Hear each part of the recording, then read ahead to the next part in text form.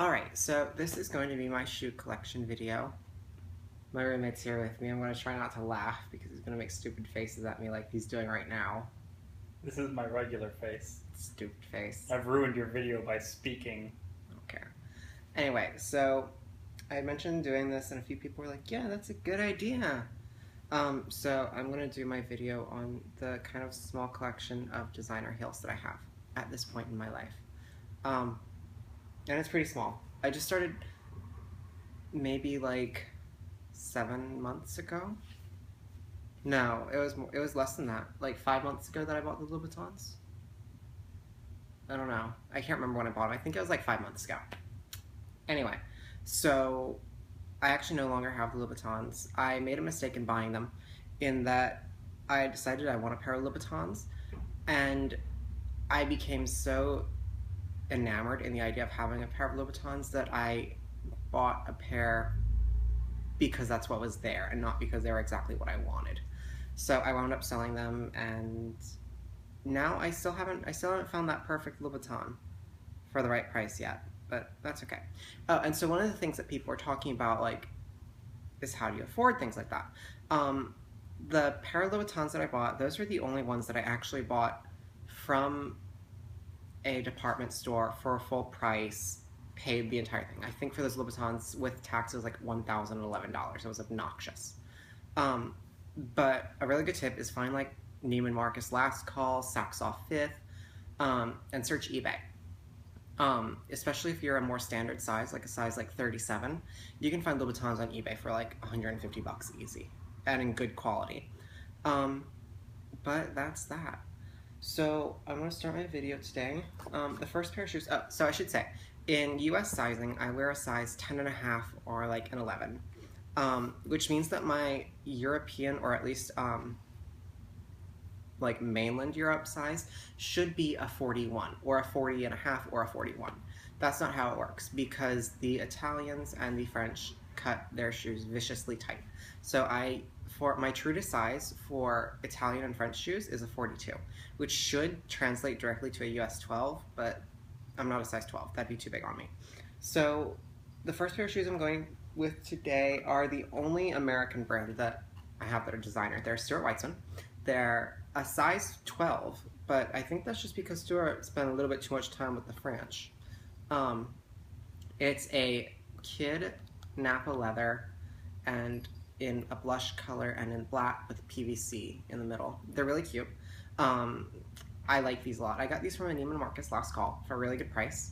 The only thing is the PVC, like this vinyl material, it's kind of gross, but when your foot's in it and you're going all over the place, your foot kind of sweats a little bit in a completely normal and healthy fashion, but it makes the PVC fog up a little bit, which is kind of weird, but that's that.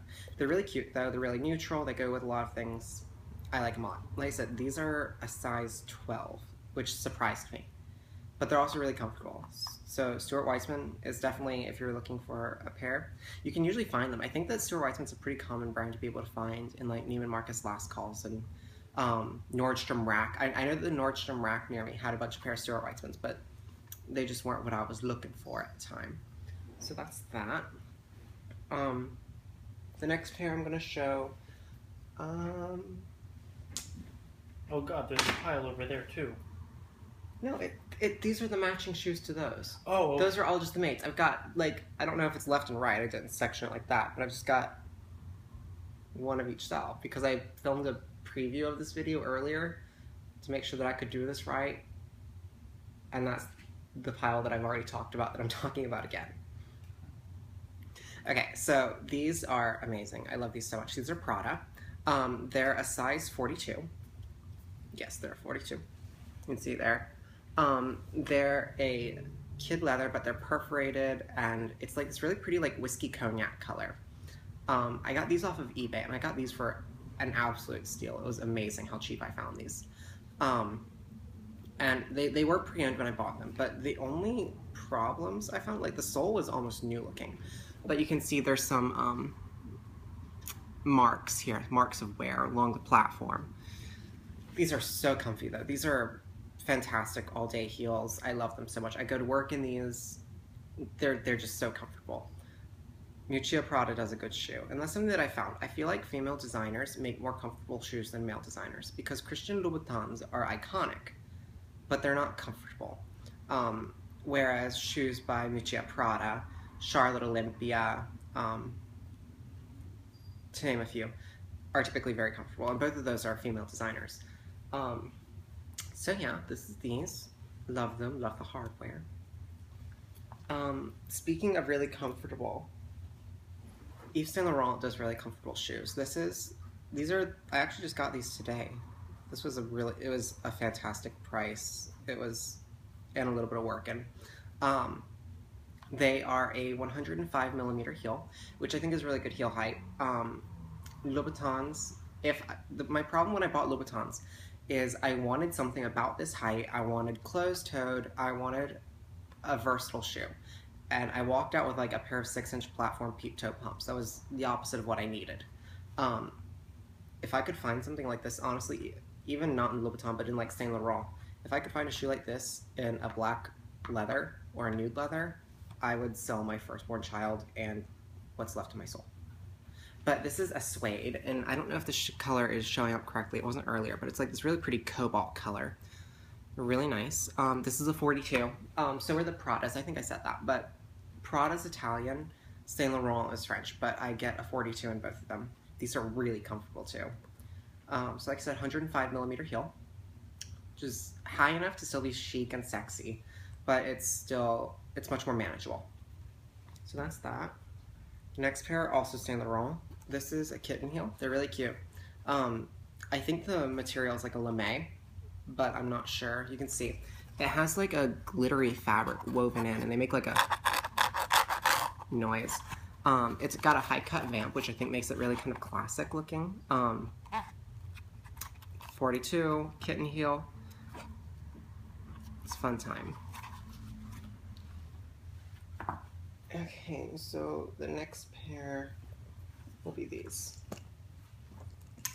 These are by Christian Dior. This is a size 41.5, and a 42 would have fit better. Dior is a French brand. 42 would have fit better, but the thing is, when you're at like a last call, it's not like they have different sizes available typically. It's just what's there is what's there. And this was what was there, and they're too cute for me to pass up. Got this really cute heel, does like this curved thing, and it's like a triangular prism. Like you can see it's wider at the bottom from the back and from the side, and then it narrows upwards. It's really cool. And they're like, I don't know if this is wool or what it is, but it's a fabric. It's a fluffy fabric. And I've got a really interestingly cut toe area too, like it points down there at the side. Okay, so one more pair of shoes. So this is the last of them.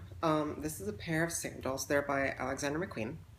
And I mean, the reason that I like and I want to collect designer clothes is not from some desire to show that I make lots of money or that, you know, I'm into all these exclusive things. It's because I have this really heavy appreciation for the artwork and the industry that is high fashion.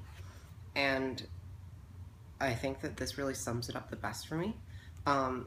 Alexander McQueen is the designer that got me into fashion.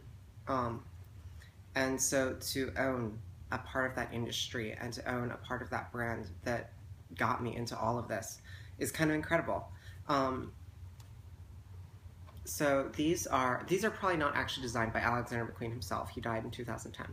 And I think that these are a post-2010 production, which means that they are designed by Sarah Burton, who is his creative director. So speaking of sizing, for all those other shoes that are Italian and French, I said that I took a 42. In British designers like Alexander McQueen, and I have a pair of Vivienne Westwoods that aren't really designer. For English brands, I take a 41, which I think is an 8 UK. I think so. An 8 UK sizing. Sizing's weird. So these are Alexander McQueen. And you can see, to own a little part of that label there, it's kind of fantastic. These are really comfortable. I have a thing. I think this specific heel height is just really nice because a lot of my heels are in the same kind of height range. It's a textured leather, and it's like this textured cracked bronze. They're really comfortable. I like them a lot. I've worn them out a few times. They're a good shoe. And the thing is that I try to do with all of my shoes is, especially because I view them as sort of like an investment. Um, they're all relatively like style-wise a neutral shoe. Like there are pops of colors and there's fun things, but they're all things that in 5 years I'll still be able to wear.